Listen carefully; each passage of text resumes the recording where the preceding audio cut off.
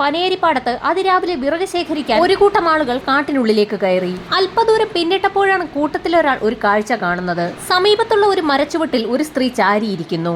അതിരാവിലെ തന്നെ കാട്ടിനുള്ളിൽ ഒരു സ്ത്രീ എന്തുകൊണ്ടായിരിക്കാം മരച്ചുവടിനുള്ളിൽ ചാരിയിരിക്കുന്നതെന്ന് കരുതി ആളുകൾ ആ മരത്തിനടുത്തേക്ക് ഓടിയെത്തി. ആളുകൾ അടുത്തേക്ക് ഓടിയെത്തിയിട്ടും ആ സ്ത്രീ അനങ്ങാതിരുന്നതിനെ തുടർന്ന് ചിലർ തട്ടി വിളിച്ചു നോക്കി. അപ്പോഴാണ് നടുക്കുന്ന ഒരു കാര്യം വ്യക്തമായത്. ആ സ്ത്രീക്ക് ജീവനില്ല. ഭയന്നു പോയ ആളുകൾ നിലവിളിച്ചുകൊണ്ട് സമീപത്തെ റോഡിലേക്ക് ഓടി. അവിടെ ഉണ്ടായിരുന്ന ആളുകളോടൊക്കെ വിവരം പറയുകയും ഉടൻ തന്നെ ആ വിവരം കൊല്ലങ്കോട് പോലീസ് സ്റ്റേഷനിൽ അറിയിക്കുകയും ചെയ്തു.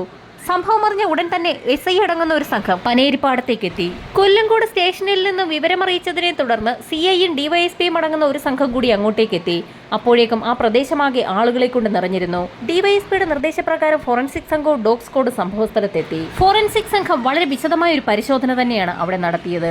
ആ സ്ത്രീ ഇരിക്കുന്നതിന് സമീപത്തായി മണ്ണ് ചവിട്ടി ഇളക്കി നീക്കിയതിന്റെ പാടുകൾ ഉണ്ടായിരുന്നു. സമീപത്തായി 2 പൊതിച്ചോറുകൾ ചിതറിക്കിടക്കുന്നു. ഇതല്ലാതെ അവിടെ ആകെയുള്ളത് ഒരു കുപ്പി വെള്ളമാണ്. പ്രദേശത്ത് കൂടി നിൽക്കുന്ന ആളുകളെ ചോദ്യം ചെയ്ത സമയത്ത് ഇങ്ങനെയൊരു സ്ത്രീയെ അവരാരും തന്നെ കണ്ടിട്ടില്ല എന്നുള്ള മറുപടിയാണ് ലഭിച്ചത്. ഫോറൻസിക് സംഘത്തിന്റെ പരിശോധനയിൽ ആ സ്ത്രീയുടെ കഴുത്തിൽ കറുത്ത പാടുകൾ കണ്ടെത്തി. സ്ഥലത്തെത്തിയ ഡോഗ് സ്ക്വാഡിനെ ഉപയോഗിച്ച് ഒരു തിരച്ചിൽ തന്നെ നടത്തി. മൃതദേഹത്തിൽ മണം പിടിച്ച പോലീസ് നായ ആ പരിസരമൊക്കെ ഒന്ന് ചുറ്റി നടന്ന ശേഷം നേരെ റോഡിലേക്ക് ഓടിയെത്തി. റോഡിൽ ഓടിയെത്തിയെങ്കിലും അധിക ദൂരം മുൻപോട്ട് പോകാൻ പോലീസ് നായയ്ക്ക് കഴിഞ്ഞില്ല. ഇതിൽ നിന്നും പ്രതി അല്ലെങ്കിൽ പ്രതികൾ അവിടെ നിന്നും ഒരു വാഹനത്തിൽ കടന്നു കളഞ്ഞതാകാമെന്ന് പോലീസ് നിഗമനത്തിലെത്തി. ആ സ്ത്രീയുടെ ശരീരത്തിൽ ആഭരണങ്ങളൊന്നും തന്നെ ഉണ്ടായിരുന്നില്ല. ഒരുപക്ഷെ ആഭരണത്തിന് വേണ്ടി അവരെ കൊലപ്പെടുത്തിയതാകാമെന്ന് പോലീസ് കരുതി. എങ്കിൽ പോലും പരിചയമില്ലാത്ത ഒരാൾക്കൊപ്പം ആ കാടിനുള്ളിലേക്ക് ഒരു സ്ത്രീ വരാൻ സാധ്യത വളരെ കുറവാണെന്ന് പോലീസ് സംശയിച്ചു. സാധാരണഗതിയിൽ അധികം ആളുകളൊന്നും പോകാത്ത ഒരു സ്ഥലത്താണ് ആ സ്ത്രീയുടെ ബോഡി കണ്ടെത്തിയിരിക്കുന്നത്. ഫോട്ടോഗ്രാഫറുടെ സഹായത്തോടുകൂടി മരണപ്പെട്ട സ്ത്രീയുടെ നിരവധി ഫോട്ടോഗ്രാഫുകൾ എടുത്തു. ശേഷം ആ ഫോട്ടോസുമായി ഒരു സംഘം പോലീസുകാർ കൊല്ലങ്കോട് ടൗണിലേക്ക് എത്തി. പ്രദേശത്തെ വീടുകളിലും കടകളിലും ഓട്ടോ സ്റ്റാൻഡുകളിലും ബസ് സ്റ്റാൻഡുകളിലും ഒക്കെ കയറി ഇറങ്ങി തന്നെ കൊല്ലപ്പെട്ട സ്ത്രീയുടെ ഫോട്ടോ കാണിച്ച് ഒരു അന്വേഷണം നടത്തി. ഒരു സംഘം പോലീസുകാർ ആ സ്ത്രീയെക്കുറിച്ചുള്ള അന്വേഷണം നടത്തുന്നതിനിടയിൽ തന്നെ പോലീസ് സംഘത്തിലെ മറ്റൊരു ഗ്രൂപ്പ് സംഭവം നടന്ന സ്ഥലത്ത് നിന്ന് ലഭിച്ച ആ പൊതിച്ചോറ് കേന്ദ്രീകരിച്ച് ഒരു അന്വേഷണം നടത്താൻ തീരുമാനിച്ചു. അതിന്റെ ഭാഗമായി ആ പൊതിച്ചോറ് സംഭവ സ്ഥലത്ത് നിന്നും ഫോറൻസിക് സംഘത്തിന്റെ സഹായത്തോടുകൂടി ഒരു കവറിലേക്ക് മാറ്റുകയും ചെയ്തു. പൊതിച്ചോറുമായി എത്തിയ സംഘം അധിക ദൂരത്തു നിന്നായിരിക്കില്ല അത് വാങ്ങിയതെന്നുള്ള ഒരു നിഗമനമായിരുന്നു പോലീസിന്റേത്. അതിനാൽ തന്നെ കൊല്ലങ്കോടും പരിസരത്തുമൊക്കെ ഹോട്ടൽ കേന്ദ്രീകരിച്ച് ഒരു അന്വേഷണം നടത്താൻ തന്നെ പോലീസ് തീരുമാനിച്ചു. ഏത് ഹോട്ടലിൽ നിന്ന് ആരാണ് പൊതിച്ചോറ് വാങ്ങിയതെന്ന് മനസ്സിലാക്കാൻ കഴിഞ്ഞാൽ വേഗം പ്രതിയിലേക്ക് അല്ലെങ്കിൽ പ്രതികളിലേക്ക് എത്താൻ കഴിയുമെന്ന് പോലീസ് വിലയിരുത്തി. കൊല്ലങ്കോടും പരിസര പ്രദേശങ്ങളിലുമുള്ള എല്ലാ ഹോട്ടലുകളിലും പോലീസ് സംഘം കയറിയിറങ്ങി പൊതിച്ചോറിനെ കുറിച്ച് അന്വേഷിച്ചു. ഇതേസമയം പോലീസിന്റെ ഒരു സംഘം ഫോട്ടോ കാണിച്ച് ആ സ്ത്രീയെക്കുറിച്ചുള്ള വിവരം തിരക്കുന്നതിന്റെ തിരക്കിലായിരുന്നു. മണിക്കൂറുകൾ പിന്നിട്ടിട്ടും ആ സ്ത്രീയെക്കുറിച്ച് യാതൊരു വിവരവും പോലീസിന് ലഭിച്ചില്ല. ഇതേസമയം തന്നെ ഹോട്ടൽ കേന്ദ്രീകരിച്ചുള്ള അന്വേഷണം നടത്തുന്ന പോലീസ് സംഘത്തിന് നിർണായകമായ ഒരു വിവരം ലഭിച്ചു. ഒരു ഹോട്ടൽ ഉടമ ആ പൊതിച്ചോറ് തിരിച്ചറിഞ്ഞു. സാധാരണ ഒട്ടുമിക്ക ഹോട്ടലുകളിലും പൊതിച്ചോറ് നൽകാറുണ്ടെങ്കിൽ പോലും ചില ആളുകൾ പൊതിച്ചോറ് നൽകുമ്പോൾ അവരുടെ കെട്ടിലും മട്ടിലുമൊക്കെ ഒരു വ്യത്യസ്തത പുലർത്താറുണ്ട്. ചോറ് പൊതിഞ്ഞു നൽകുമ്പോഴുള്ള കെട്ട് ആ ഹോട്ടലിന്റെ ഒരു സ്പെഷ്യാലിറ്റി ആയിരുന്നു.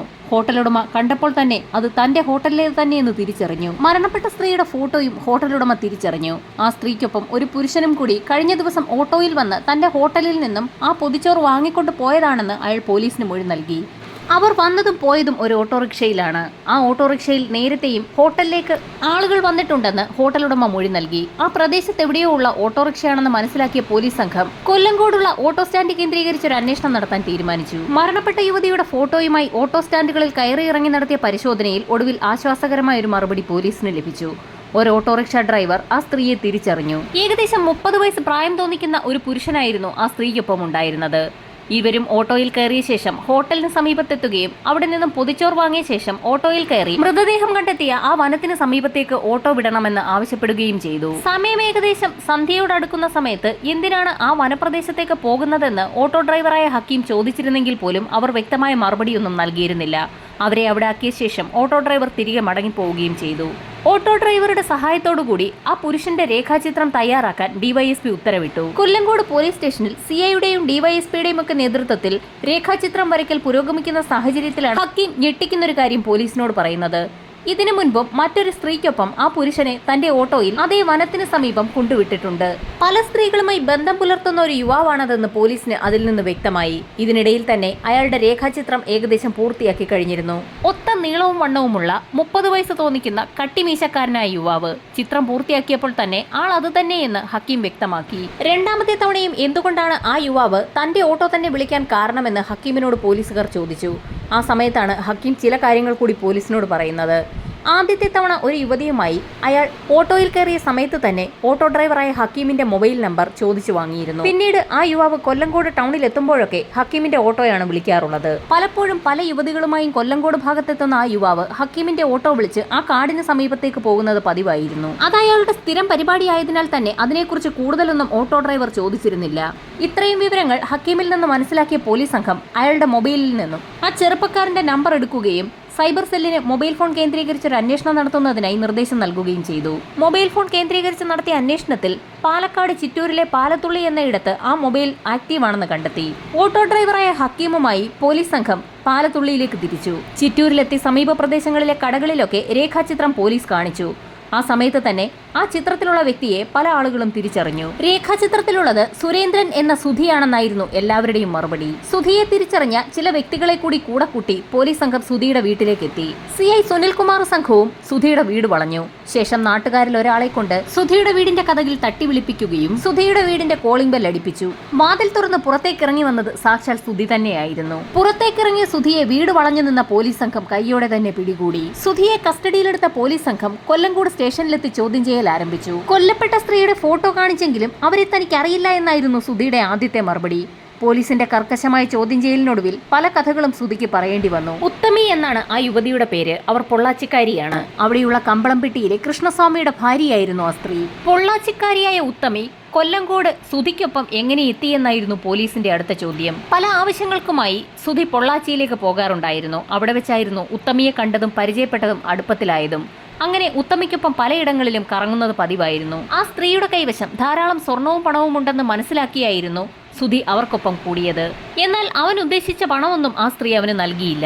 ഒരു രക്ഷയുമില്ലാതെ വന്നപ്പോൾ അവരുടെ ആഭരണം പണയം വെക്കാൻ സുധി ചോദിച്ചിരുന്നു. എന്നാൽ അതും ഉത്തമി നൽകിയില്ല. എന്നാൽ ഉത്തമിക്കൊപ്പം പലയിടത്തും കറങ്ങുകയും ഒരുപാട് സമ്മാനങ്ങൾ വാങ്ങിക്കൊടുക്കുകയും ഭക്ഷണം കഴിക്കുകയും ഒക്കെ ചെയ്ത വകയിൽ ഒരുപാട് പണം സുധിക്ക് നഷ്ടമാവുകയും ചെയ്തിരുന്നു. തനിക്ക് നഷ്ടമായ പണം തിരികെ ലഭിക്കുന്നതിനു വേണ്ടി അവളുടെ സ്വർണം വേണമെന്ന് സുധി ആവശ്യപ്പെട്ടു. അവരത് തരാൻ തയ്യാറാകാതെ വന്നതോടുകൂടി ഉത്തമിയെ അവസാനിപ്പിക്കാൻ സുധി തീരുമാനിക്കുകയായിരുന്നു. സുധിയുടെ മൊബൈൽ ഫോൺ കേന്ദ്രീകരിച്ച് നടത്തിയ അന്വേഷണത്തിൽ ഞെട്ടിക്കുന്ന വിവരങ്ങളാണ് പോലീസിന് ലഭിച്ചത്. പല ദിവസങ്ങളിലും രാത്രിയിൽ മണിക്കൂറുകളോളം സുധിയും ഉത്തമിയും തമ്മിൽ വിളിച്ചിട്ടുണ്ട്. അതുമാത്രവുമല്ല, ഉത്തമിയെ പോലെയുള്ള നിരവധി സ്ത്രീകളുമായി സുധിക്ക് ബന്ധമുണ്ടെന്നും അവരെയൊക്കെ വിളിക്കാറുണ്ടെന്നും പോലീസ് കണ്ടെത്തി. സംഭവ സ്ഥലത്ത് നിന്നും ഉത്തമയുടെ മൊബൈൽ ഫോൺ കണ്ടുകിട്ടാത്ത സാഹചര്യത്തിൽ അതിനെക്കുറിച്ചും പോലീസ് അന്വേഷണം നടത്തി. കൊല്ലങ്കോട് സമീപത്തുള്ള ഒരു കുളത്തിലേക്ക് ആ മൊബൈൽ ഫോൺ സുധി തന്നെ വലിച്ചെറിഞ്ഞു എന്ന് അയാൾ പോലീസിന് മൊഴി നൽകി. അതനുസരിച്ച് സുധിയുമായി തെളിവെടുപ്പിന് ആ കുളത്തിന് സമീപത്തേക്ക് പോലീസ് എത്തി. മുങ്ങൽ വിദഗ്ധരുടെ സഹായത്തോടു കൂടി തന്നെ കുളത്തിൽ നിന്നും ഉത്തമയുടെ മൊബൈൽ ഫോൺ കണ്ടെത്തി. ഉത്തമയുടെ ശരീരത്തിലുണ്ടായിരുന്ന സ്വർണം എന്ത് ചെയ്തു എന്നുള്ള ചോദ്യത്തിനും സുധി വ്യക്തമായ മറുപടി തന്നെ നൽകി. അവളുടെ ശരീരത്തിലുണ്ടായിരുന്ന സ്വർണമൊക്കെ അവളെ കഴുത്തിഞ്ഞഴുക്കി കൊലപ്പെടുത്തിയ ശേഷം സുധി അഴിച്ചെടുത്തിരുന്നു. അതിൽ പകുതി വിൽക്കുകയും ബാക്കി പകുതി തന്റെ ഒരു സുഹൃത്തായ യുവതിക്ക് നൽകുകയും ചെയ്തു. ഇതിനോടകം തന്നെ സുധിയുടെ കോൾ ഡേറ്റ പരിശോധിച്ച പോലീസ് സംഘത്തിന് ഒരു വൻ ശേഖരമാണ് കണ്ടെത്താനായത്. അനവധി സ്ത്രീകളുമായാണ് സുധിക്ക് ബന്ധമുള്ളത്.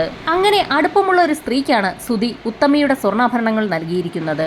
സുധിക്കൊപ്പം ആ യുവതിയുടെ വീട്ടിലെത്തിയ പോലീസ് സംഘം ആ ആഭരണങ്ങൾ തൊണ്ടിയോടുകൂടി പിടികൂടുകയും ചെയ്തു. കേവലം ഒരു പൊതിച്ചോറിന്റെ സഹായത്തോടു കൂടിയായിരുന്നു പോലീസ് സംഘം 24 മണിക്കൂറിനുള്ളിൽ തന്നെ പ്രതിയെ പിടികൂടിയത്. ഇതിനോടകം തന്നെ മൃതദേഹത്തിന്റെ ഇൻക്വസ്റ്റ് നടപടികൾ പൂർത്തിയാക്കിയ ശേഷം മൃതദേഹം മെഡിക്കൽ കോളേജിലേക്ക് ഷിഫ്റ്റ് ചെയ്തിരുന്നു.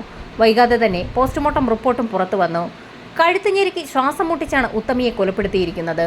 എല്ലാ തെളിവുകളോടും കൂടി സുധിയെ പോലീസ് സംഘം അറസ്റ്റ് ചെയ്യുകയും കുറ്റപത്രം തയ്യാറാക്കി കേസ് ഫയൽ കോടതിയിൽ സമർപ്പിക്കുകയും ചെയ്തു. കൊലപാതകം നടന്ന് 24 മണിക്കൂറിനുള്ളിൽ തന്നെ പ്രതിയെ പിടികൂടിയ കേരള പോലീസ് കോടതിയുടെ പ്രത്യേക പ്രശംസ നേടുകയും ചെയ്തു.